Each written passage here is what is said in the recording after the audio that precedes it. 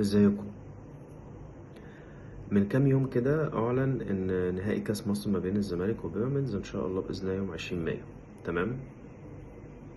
كان معلن قبل كده من اتحاد الكوره، لان بطوله الكاس تبع اتحاد الكوره، ان نهائي كاس مصر ان الدوري هيخلص اول 6 ونهائي كاس مصر هيبقى في شهر 6، لان نهائي كاس الرابطه التابع لرابطه الانديه هيبقى برضه في شهر 6.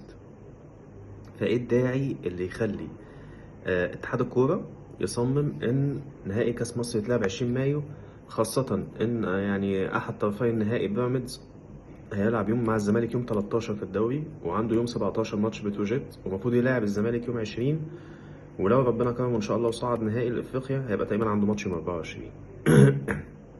ايه وجه السرعة للموضوع دوت، وايه السبب اللي اكيد احنا كلنا عارفين ايه السبب؟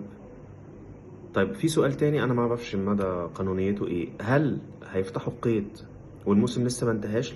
يعني كاس الرابطة هيتلعب النهائي بتاعه في شهر 6 بالقوائم الجديدة، ولا هيعملوا ايه؟ يعني انا دلوقتي الفرق اللي هتصعد لنهائي كاس الرابطة، لو انا دلوقتي جيت فتحت القيد في شهر 6 ونهيت الموسم وفتحت القيد في شهر 6، وجات اللعيبة ديت جابت لعيبة جديدة، هل اللعيبة الجديدة دي هتشارك مع الفرق اللي هتوصل لنهائي كاس الرابطة، ولا الوضع هيبقى ايه؟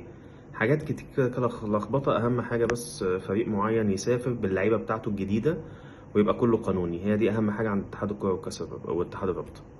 يلا ربنا يخلصنا منهم على خير إن شاء الله.